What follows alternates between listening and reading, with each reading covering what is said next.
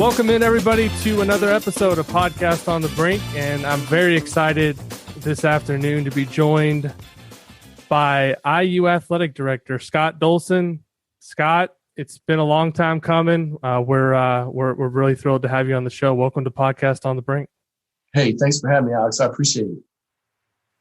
So we were chatting a little bit before. There's obviously a lot of things I want to get to in terms of the Mike Woodson hiring and IU basketball and the future. But I do want to start out, you're from you grew up in Michigan City. You went to IU, you were a manager, and then you really, from reading your bio, you really never left IU. There's a brief period there where you went and worked somewhere else, but 1989, you started working for the varsity club. When you took that job in 89 at IU, did you envision that you'd still be working at IU at this point in time, all those years later? I really didn't, Alex. It's funny because when I took the job, there was a couple people in the department that I knew because I was a basketball manager, like you said. I was around. I worked for Tim Knight, coach's oldest son, for about a year and a half out of school. So I was kind of around, even though I wasn't in the athletic department. But when I got the job, there were a couple people who said to me, "Man, if you could just last 2 years," because there have been 3 people who had this particular job before you, none of them lasted more than 2 years. And so in my mind, I literally thought, okay, I had 2 goals. Number one, I wanted to make sure somehow I did a good enough job that could last over 2 years. And then secondly, the person who had the job before me had secured a $10,000 gift. And I thought, man, if I could get someone to give $10,000, I've got to at least get that because the person before me did that because I'd never raised money before. And didn't know exactly. There wasn't really a training. It was just sort of a hit the ground running, go out and see people, raise money for IU athletics, and really engage people to connect with IU athletics. And so my goal was to get that $10,000 gift in the first year, and then to make it longer than 2 years. So I would have never thought I'd still be here 30 years later. So growing up, were you an IU fan? Was it always like a dream of yours to go to IU? Did you have family that went to IU? I'm just kind of curious, like your connection to IU growing up and what it was like growing up watching IU basketball in the state. Yeah, for sure. I grew up a huge IU fan. My grandfather, who I was really, really close with, my grandfather was my mother's father. And his name was Howard Johnson, which is kind of a funny name. After people would always say, "Are you the Hotel Howard Johnson?" And he said, obviously he wasn't, but that was his name. And so he came to IU. He's from Michigan City. He came down to school at IU in the 1930s, and could only stay for a year. He loved it. He could only stay for a year because he just couldn't afford to stay financially. And so he went back home and ended up working in Michigan City. Ended up moving to Indianapolis at some point, working there. He was the director of the Indiana Department of Revenue. That was his job. And so he talked to me about IU since I could remember. And when I was little, he brought up Coach Knight. I remember him saying, "You need to watch IU basketball." He loved Coach Knight, and like most people did. And so, I've told the story before, but, I was 9 years old. I was 8 years old in 1975 when we got beat by Kentucky and, the undefeated season. And then to follow the team the following year to win the national championship and go undefeated, for a 9-year-old kid, that was everything. And so I was going to IU. I went to Bob Knight's camps when I was, 10, 11, 12, 3 years in a row. And there was just no other school for me. And that's really what got me going. Because of my grandfather.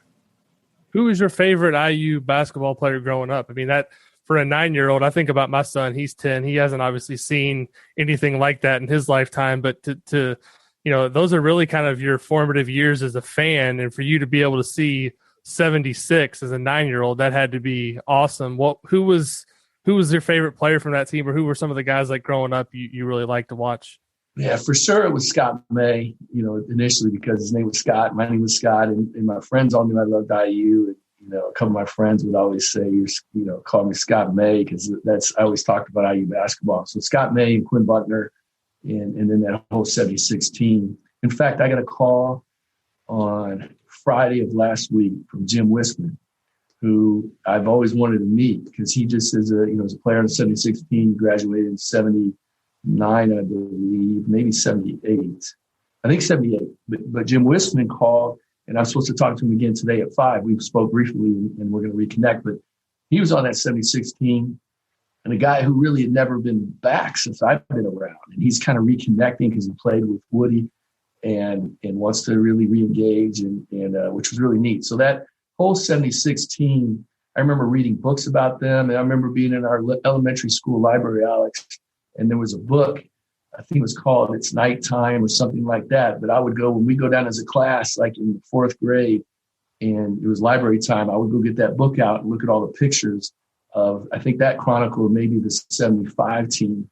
And it was just always in awe. I was just looking at all those pictures of the players and being around Coach Knight and all that. And so for me to have an opportunity to be involved was definitely a dream come true. I just grew up like a lot of kids in the state, just wanted to be a part of IU. Not really even, I wanted to play initially, but obviously I wasn't good enough. So, ended up being involved was really a big deal for me. So how did you get involved when you got to IU in terms of becoming a manager, and what was it like those years working as a manager under Bob Knight?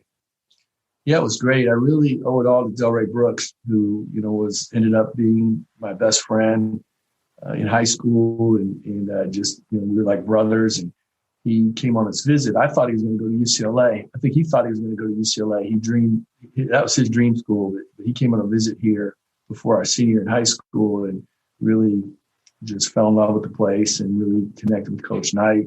He called me from his visit, and I'll never forget it. He called and he said, "Hey, I just committed to play for Coach Knight." And it just blew me away. I couldn't believe it. And he said, "I really think you should consider being a manager."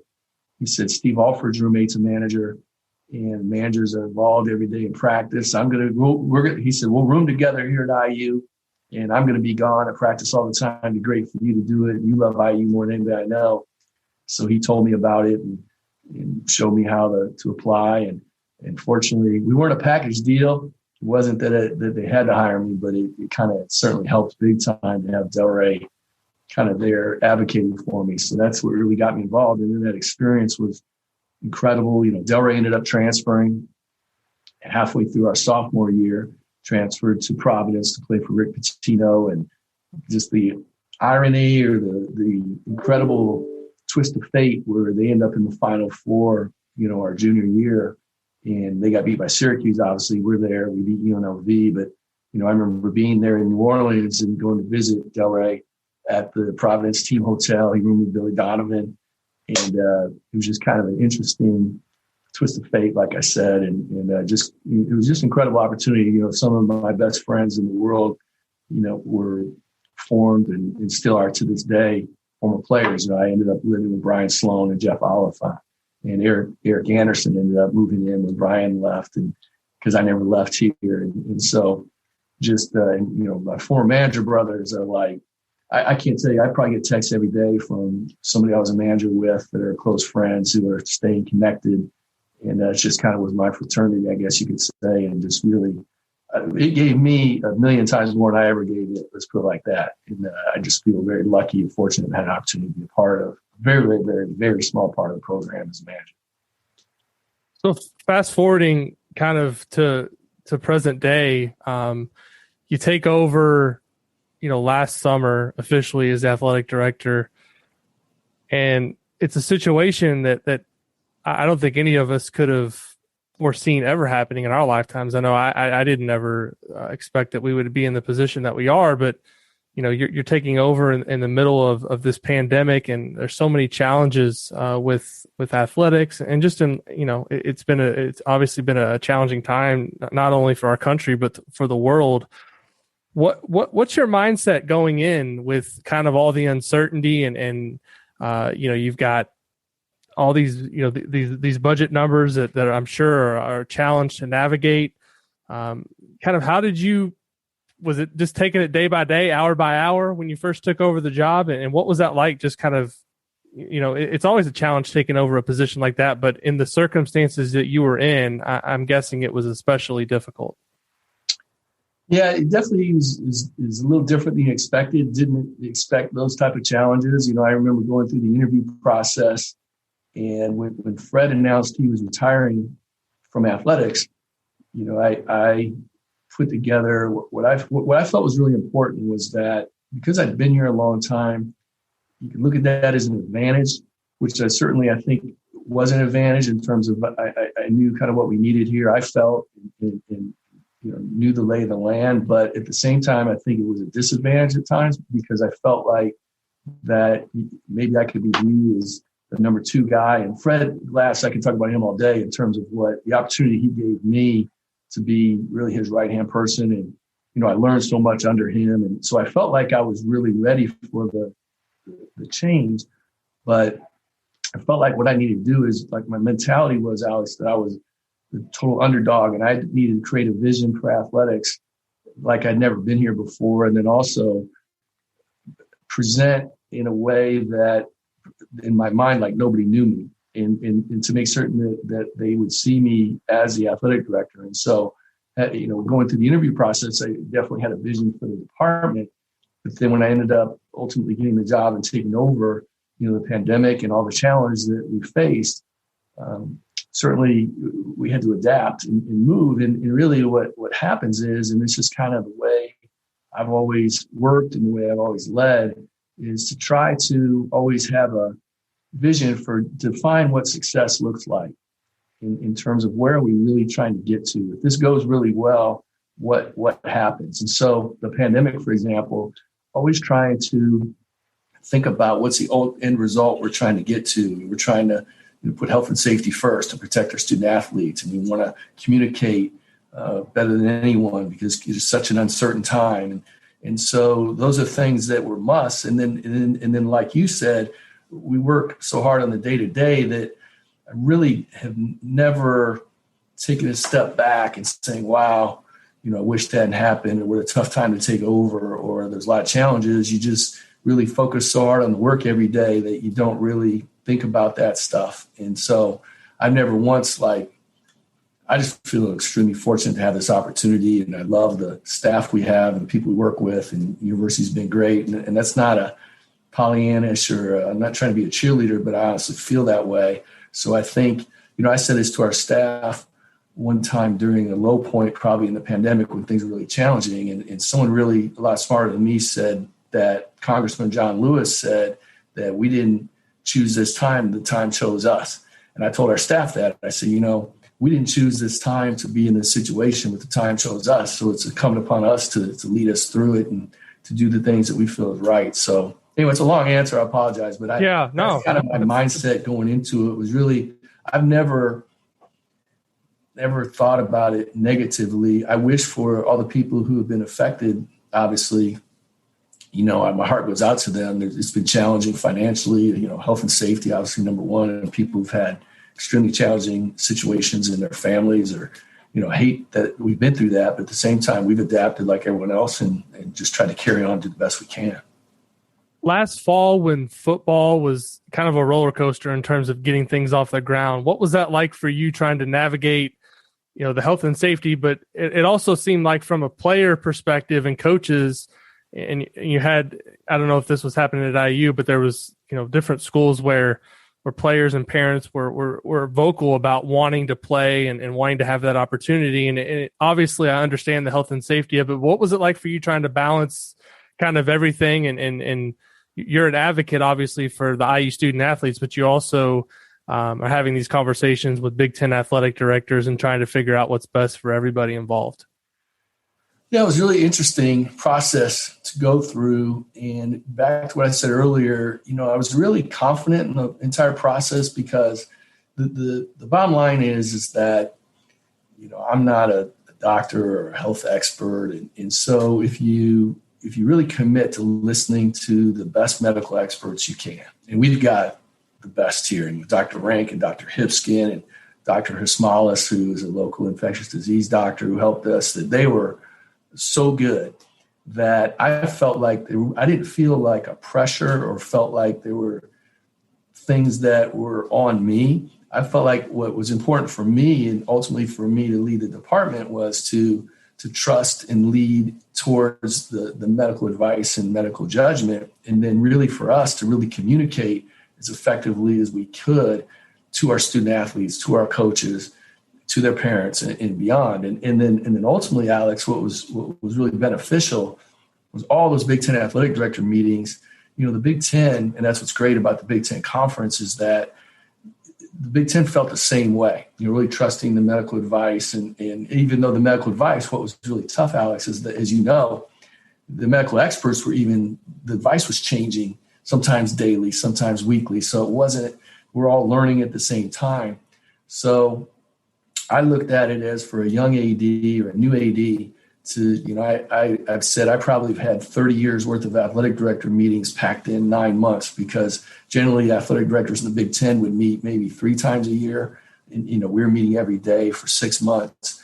And so, I forged some great relationships. I learned a lot.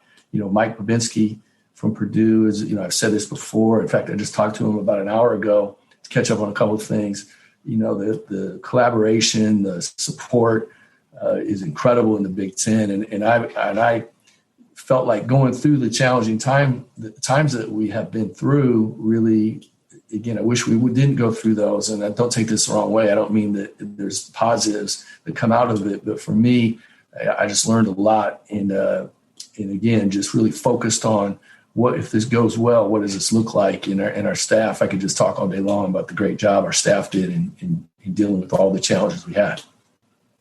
Did you, in terms of the football season, did you feel overall it had to be viewed as a success, right? I mean, obviously wins and losses, but in terms of the safety and everything that was done from the Big Ten level, I thought it was excellent that, the season was able to be played, and that it did seem like the Big Ten, more than other conferences, and this isn't to throw anybody under the bus, but with the daily testing, it seemed like the Big Ten was a little bit more on top of it than anybody else.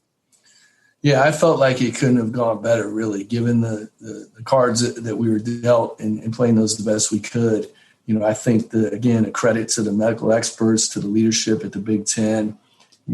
Penn State's athletic director, Sandy Barber, chaired the medical return to play committee. And, Dr. Brink was on that committee from our standpoint, and Kurt Zorn, our faculty athletic rep. And, just to make certain that, again, we were all together in terms of making certain that we would listen to the medical experts and do the best we can, given a situation that we know we couldn't completely control it. And I think it couldn't have gone better for the conference. And then for us, I give Tom Allen so much credit, because not only he did great things on the field, which is what everybody sees, and coaching our players, and our student athletes were phenomenal. And really, for me and us, more importantly, football just came along at the right time for Hoosier Nation. We needed hope. We needed some excitement. It was one of the more challenging times, in a long time in challenging, I mean, just from a whole community standpoint. And so when, Michael Penix scored the touchdown against Penn State, I've said it, you could almost feel, I remember being on the sidelines when the referee was reviewing it, and I was right there. I was really literally within 15 feet of the referee looking at it. And I remember when he signaled and he said, the call will stand on the field. I remember just feeling this Hoosier Nation. I felt everybody, not because, obviously there were only parents in the stands.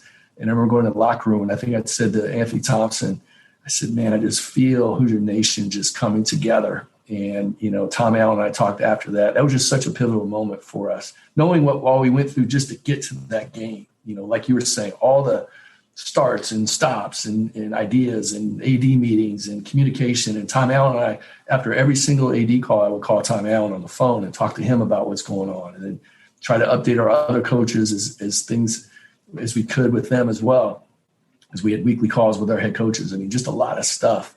And to culminate with that game and that win was really exactly what the doctor ordered, and was a fun way to really move things forward for IU athletics and Hoosier Nation. So you go from that uplifting football season to a challenging basketball season that, I think a lot of people felt like it started with some hope. There was a strong start. You look at this roster, there was a lot of positives in terms of players, Trace Jackson Davis, but ultimately, you concluded at the end of the season that the results just warranted that you had to make a change.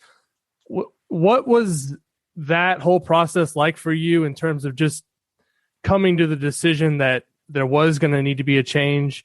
And obviously you've talked already about the kind of the philanthropic donation and kind of getting everything good to go behind the scenes with President McRobbie. But, I've seen, I've been to a lot of road games, and you're pretty much there all the time with IU basketball. And I think one thing people forget is, you grew up a fan of IU basketball. You want this program to succeed as much as anybody, if not more than anybody, because, you love the program.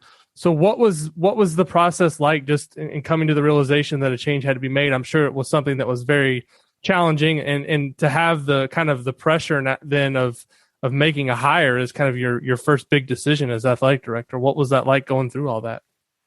Yeah, it was definitely challenging in terms of I really had a great relationship with Archie and just like with all our coaches, but I was there from the beginning and with Fred when we interviewed Archie in San Francisco, and I felt everything I could do to support him and wanted him to be successful and wanted the program, just like you're saying, we all want the same things from the program. And so, I was hopeful, throughout the season, you try to lean towards trying to, I'm a big fixer. How can we fix it? What can I do to help? I'm not a micromanager. I'm not a coach. I've been around basketball. I'm not definitely an expert in that, but at the same time, I could see things, where we had gaps and challenges, and ultimately, I could probably overanalyze it, over-explain it, but I felt like the program just had lost so much momentum, in that it felt like we needed a new voice. It just felt, in analyzing it, once the season was over, in my mind, I thought if there wasn't, the buyout issue, would we make a change? And I felt like we would. But the buyout was definitely a roadblock. So ultimately, my recommendation to the president, who again, I've said before, President Robbie has been incredibly supportive. And I'm not saying that because he's my boss and obviously he's going to be retiring July 1. And I always preface it when I say something like that, because people will be like, well, you're supposed to say nice things about him. But he's been incredible and really been great for me to work with. And I've enjoyed working with him. But my recommendation to him was that if he would give me the permission to confidentially see if I could raise the money to cover the buyouts, my recommendation would be, if I would do that we make the change. But if we couldn't, financially, I couldn't see us justifying spending that kind of money. We just didn't have it, and nor did I think it was appropriate. So, he gave me that blessing, and we were able to secure the funds to make it happen. And again, the other thing, Alex, and I don't mean to be repetitive because I did say this, I think maybe in the press conference we made a change, but it's important to me is that it wasn't a donor-driven decision. The donors, we got incredibly supportive. I grew up in the varsity club and raising money, so there are times people could think, well, big money people were trying to influence this, and they really, truly were not at all. And it really was my recommendation. And then when I did secure the gifts, and we secured the gifts, the donors did not, it wasn't a quid pro quo, like, hey, we'll make this gift, but I want to know where we're going to go in search. And that was the beauty of it, that they truly didn't. And that's 100% the truth. I mean, they did not know what was next. They just felt, and my pitch to them was that I felt like it was really in our best interest to make this change, not just for athletics, but basketball means so much to the university, to the state, to Hoosier Nation, that I felt like we were at a point we really needed to change direction. So, but you obviously felt, though, the kind of the public perception of the program kind of going in the wrong direction. That had to have something to do with, and people point to the Rutgers game and booing and all that. I don't know that it was.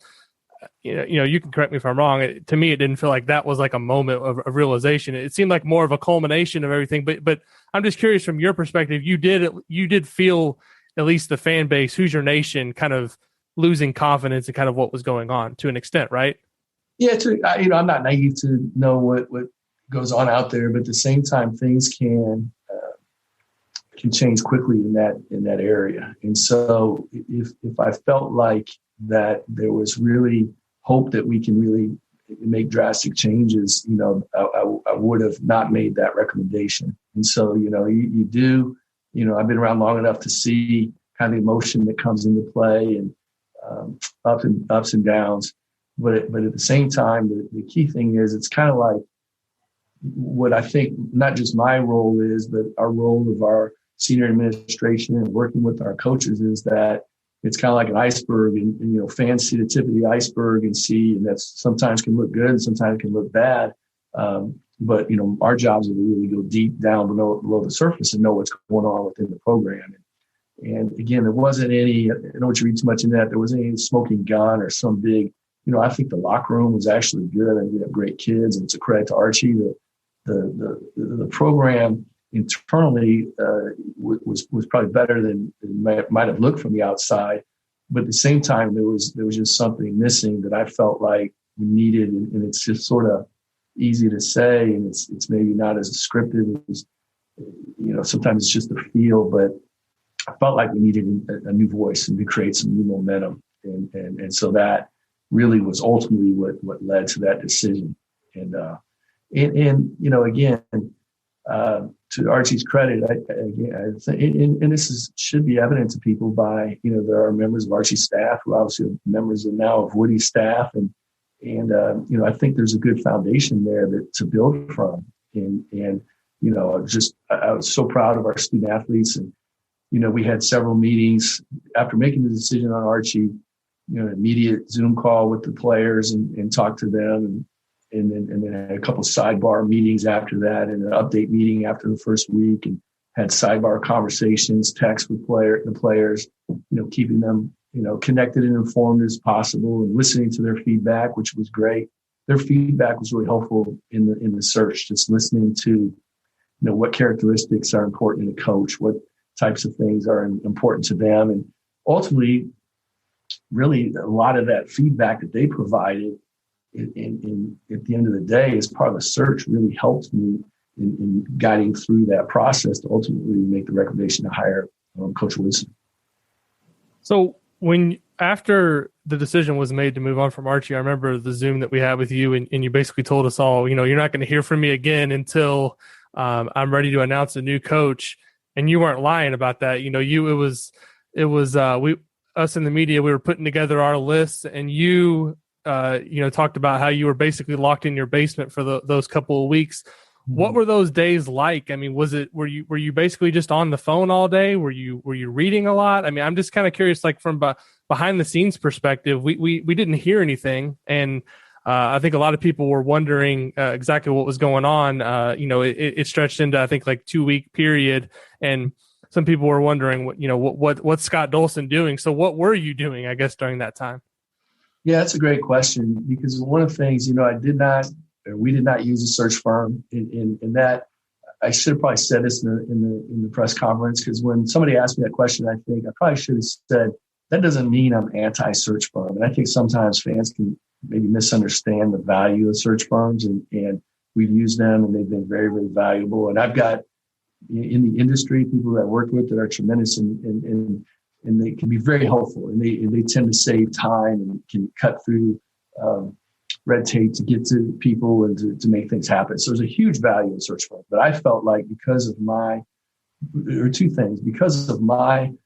long-time role here, I guess, in the context, the contacts that I've made in college basketball, I could reach out to confidentially. And then secondly, we have so many former players, former managers, people that are connected, that I felt like we had a real ability to connect on our own to get feedback on potential candidates. And I thought it was important. I just wanted to hear from myself. And maybe I knew it would take a little longer, but again, this isn't knocking a search firm, but instead of maybe, Alex, if you were the search firm, you telling me what people say about this person, or you telling me feedback on this, I was hearing it for myself. So ultimately, to make that recommendation, and what I basically did is, like you said, I worked out of my basement just to kind of sequester down there, and I made a list of names that I thought could be interested, or could be someone we're interested in. And then people had called in on their own, because people have agents who will call in, or people who call in and make suggestions. So let's just say, and the list, kind of varied over the 2 weeks, but say there were 20 names on a list ultimately. And that list of 20 people, let's say some of them were people I was really interested in, and some of them were just people that were just brought up or random. So I would call nonstop, just call people that I know and run through those names and say, give me your thoughts on these people totally confidentially. I'd never tell anybody who I talked to or what they said about anybody, but they didn't know who we were really looking. I didn't put them in a bad position either. It wasn't like I called someone and said, here's 3 names. Let me know what you think of these 3. Because then obviously they would kind of then, when we'd hang up, put them in a tough spot because they're like, well, I know who he's talking about. So if there's a larger group, they really didn't know. And so it was just, it took time. And just over time, you start to really formulate a real feel for people and who would be a fit. And I'd mentioned this too in the press conference, and not to ramble on this, but, we put together, when I say we, I worked with a couple of key members, as I mentioned, Stephen Harper on our staff, who's been really huge and is just a huge member of our team, and Becky Panny, who works hard in sport administration, and put together a vision document that I had in my head about where we want the program to go. So it's kind of what I said earlier about if we know what success looks like, we define success for basketball. This is what the program I felt like needed to be to build on our foundation of success, but to have a vision for the future. So we had that as really the end result we want, and to partner with a head coach that believed in the same things and I felt could lead us there. So as I went through that list of names and talking to people, formulated kind of the short list and interviewed a handful of candidates. And ultimately, it was really quite clear that Coach Woodson, he was the fit that I was looking for, we were looking for, that really could partner with us in this vision. And again, talking to all those people who didn't know exactly who I was thinking about, Coach Woodson by far he's one of the most respected people that I've in basketball that I've asked people to comment on. Everybody said he's an incredible person. What a great guy, what a visionary, X and O's wise. There were things I learned about him that he just ended up, being what I felt was the perfect fit at the right time.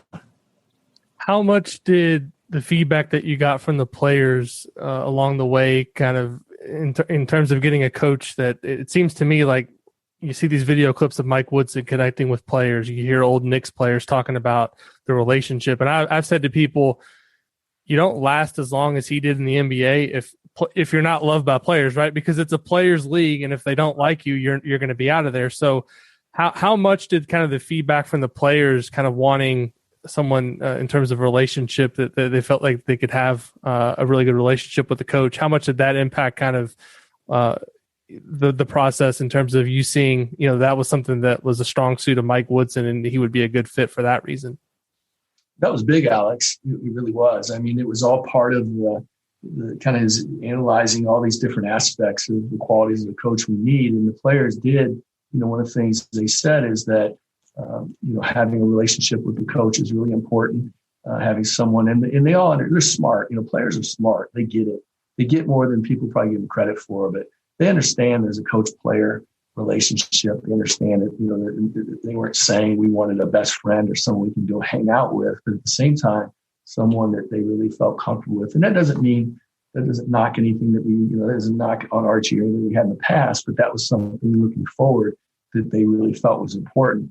And again, for my first interview with Coach Woodson, he's just, and I knew him from before, just from being a former player around, but didn't know him. I knew him, I was close with Wayne Radford, and Mike Woodson was best friends with Wayne Radford. And so I knew him almost more through Wayne Radford than I did just one-on-one relationship with Coach Woodson. But to your question, that was really an important aspect of really that connection, that trust. And it's kind of those things when you see it. So Tom Allen, when you see Tom Allen, Tom Allen's he's got all the enthusiasm in the world. He's just so genuine. And so when he came on board and he was talking about LEO and what he stands for and really helping the kids, he really means it. And the kids know it and they feel it. And there's a connection there. And that's really what I felt like in a different way, because certainly Woody's different than Coach Allen, but there's the same genuineness, the same quality of people that I think you have to start with to build from in terms of having a successful coach. So in terms of, you settle on Mike Woodson, but the interesting part to me, just about how all the news came out, not only do you hire Mike Woodson, Thad Matta is part of the deal too. Is that something that you're kind of working on, obviously simultaneously, because two things come out? And what were those conversations like with both Mike and Thad about that partnership and getting a chance to work together behind the scenes, because it's not often that you see. I mean, you look at Thad Matta's credentials as a head coach, what he did at Ohio State. I mean, since 2000, I mean, he's one of the best to coach in the Big Ten. I'd argue he's right up there with Tom Izzo and some of the other guys. So to me, it was really interesting how that came about. What were those conversations like in the background? And was this something you were kind of, I noticed like when you decided to make the move, it seemed to me like you were very focused on getting not just a great head coach, but a great staff to surround that head coach. So I'm just curious kind of how that worked in the background with being able to have that all set in place when you were ready to make the announcement. Well, it was part of the, part of the vision for the program is like I said earlier, to partner with the head coach and not for me as athletic director to pick this staff or to micromanage it, but at the same time, to really work collaboratively together. And one of the things that in my first conversation in depth with Coach Woodson was that he had the same thoughts in terms of, he really explained to me that, he's big at bringing people together, and where he has had the most success. He gave me the example of when Glenn Grunwald was his general manager with the Knicks. He and Glenn wasn't a coach, but he really was that huge ally and asset where he could bounce things off of. And that's the way he just talked about surrounding himself with great people.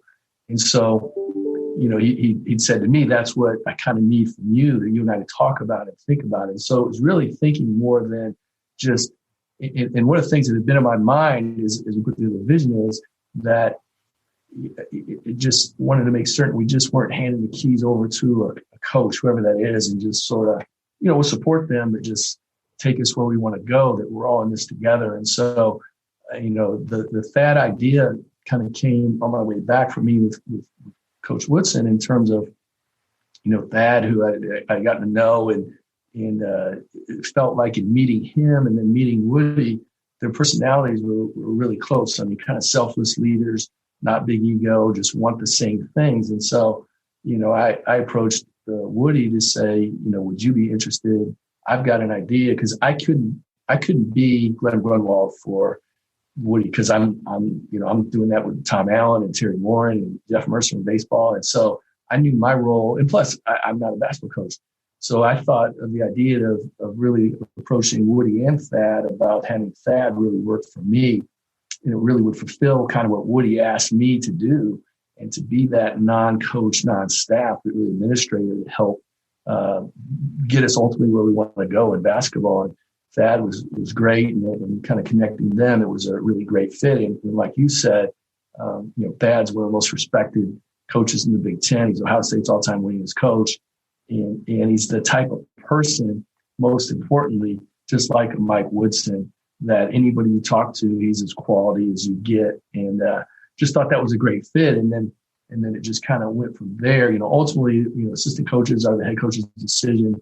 As AD for any sport, I okay those. So Thad works for me.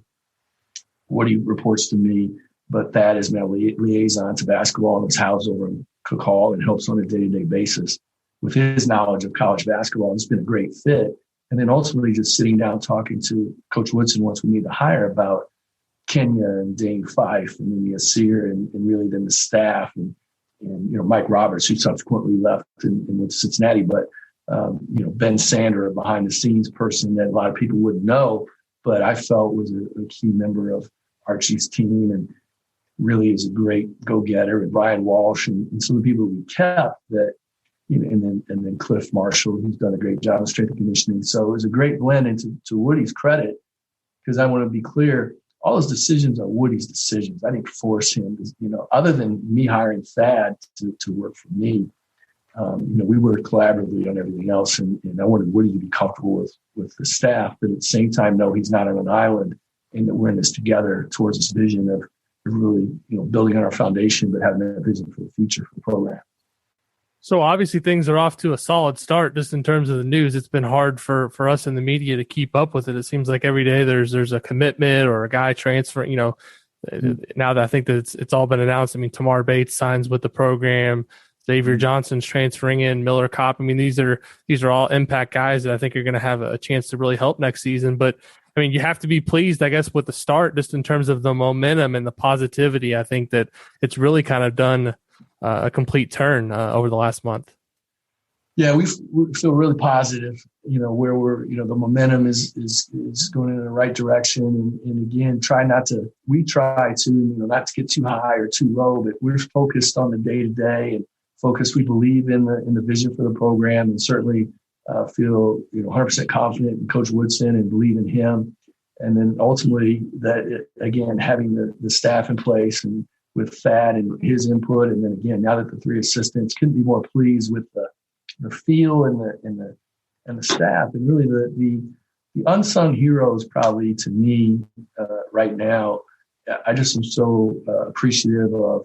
I could go through every player from Trace to Race and Rob, older guys, and then young freshmen, everyone kind of hanging together. And it's a time that, as you know, in college basketball, college athletics, the transfer portal, and I don't begrudge anyone who is transferring or has transferred, or that's part of the world we live in today, and we certainly support that. But at the same time, I really am so appreciative of the current players who, I love the first meeting we had with Coach Woodson on Sunday night. The press conference was Monday at 10, but Sunday night we had the team together in the locker room, and I appreciate them giving him an opportunity to be open to listen, and that's what I asked for them throughout the process. Is just, it's going to take a little time here. I knew it would take, a week to 2 weeks to get it done, and just to be open-minded and don't make any rash decisions. Let's let this settle. And I love the connection because, again, you can feel it. And I've been around a lot, but in the locker room, Woody's a genuine guy. He wants what's best for the players, ultimately for the program. And he's just had a ton of experience, but he can relate to the young kids. And that's one of the things, I think people could have said out there, and I didn't read a ton, but, 63 years old, can he relate to this generation of kids? And, again, with all the due diligence I did talking to the NBA, and there's young kids in the NBA as well. And you could see from that Knicks game, he's just got a connection with kids I think is really special. And I think that he can really do some great things, not just for our program, but more importantly for our student athletes who come here and help them in every aspect. And he believes in all things we believe in, academically, personally, obviously from a basketball standpoint, to get us where we want to go. One thing I'm sure you'd kind of like to replicate with basketball is in terms of how the program is looked at and perceived with kind of what football's going on. I mean, it seems like everything with football there, Tom Allen, the positive mentality, everything kind of seems like, to be going well, I guess, in terms of how football presents itself.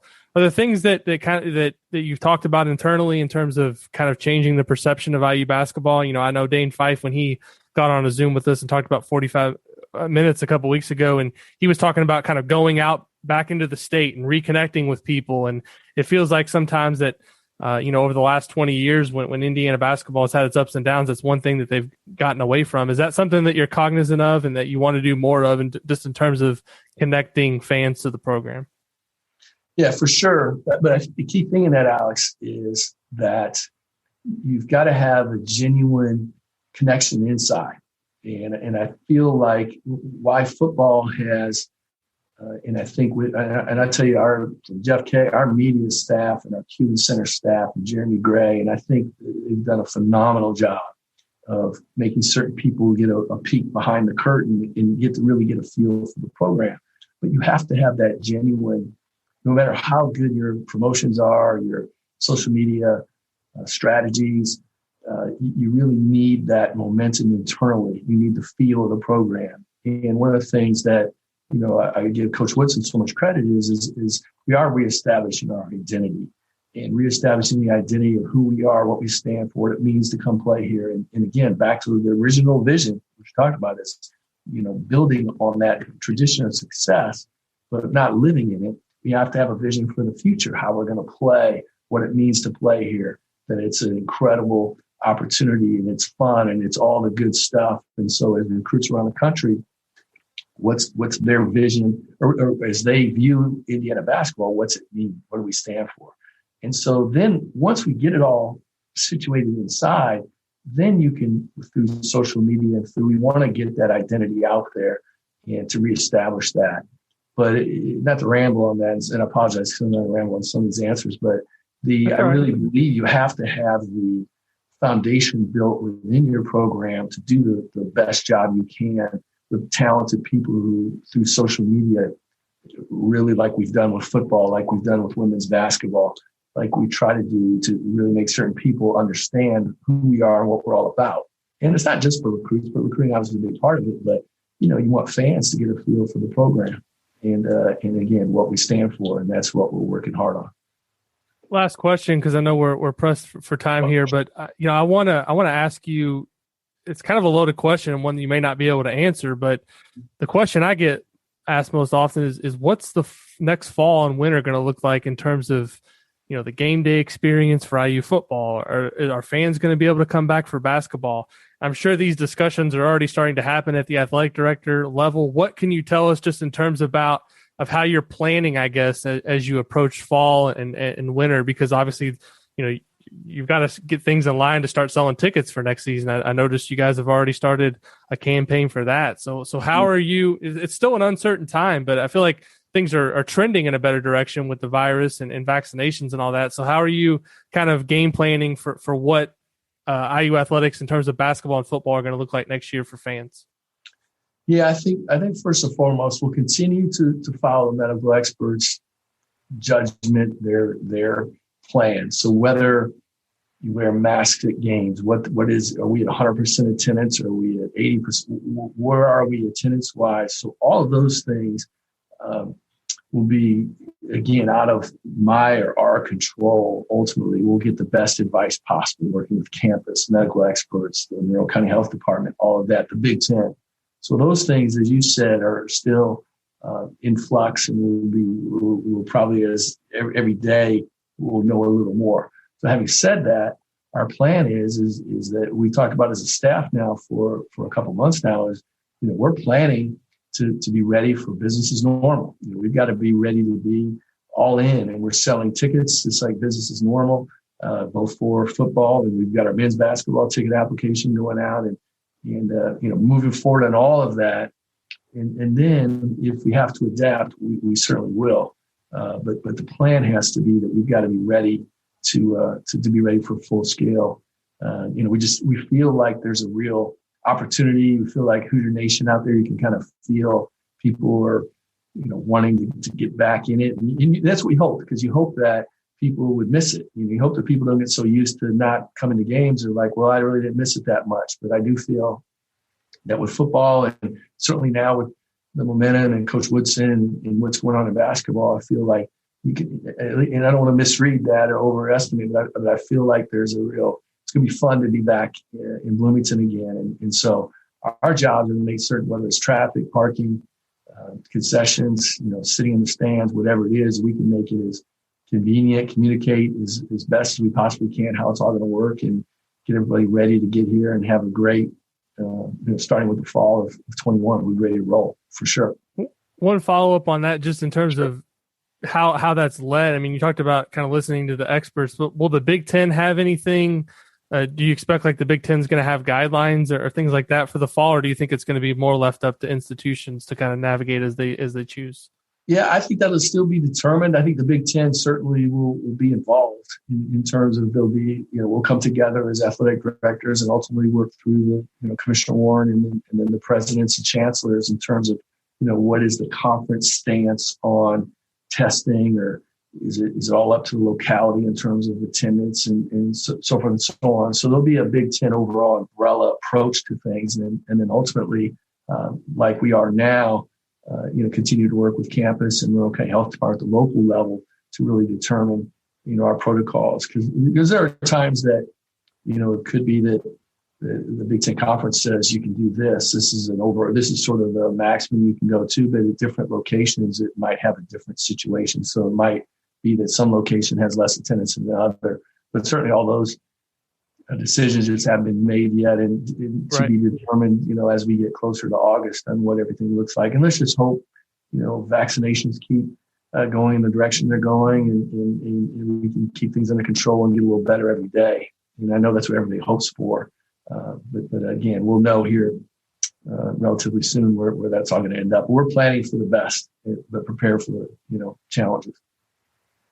Well, Scott, thanks for the time. Really appreciate it. You've been more than generous with us here with your time, and it was fun to kind of cover a lot of ground with you, get learning more about your background as an IU fan, and IU fans are obviously excited about the future of IU basketball. And thanks again for taking the time to join us. Really appreciate it. Thanks for having me, Alex. And like I've told you, offline, just appreciate what you do, and it just means a lot, particularly. As we go through ups and downs, the one thing I'll say, and I said this, I think, I lost track of time, but it was maybe in one of the press conferences, but I really mean this. Our fans have been incredible. I mean, incredible. And over a long period of time.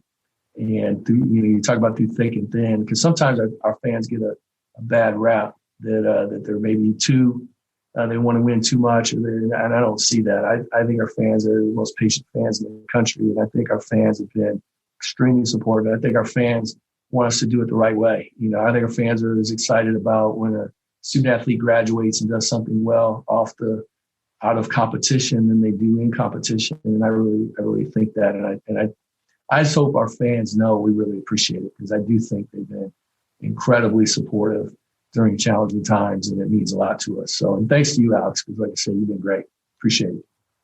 Thanks, everybody, for listening to another episode of Podcast on the Brink, and we'll be back again next week. Thanks again to Scott Dolson. If you enjoy the show, leave us a rating or a review on Apple Podcasts or Spotify, and we'll be back again next week with another episode of Podcast on the Brink.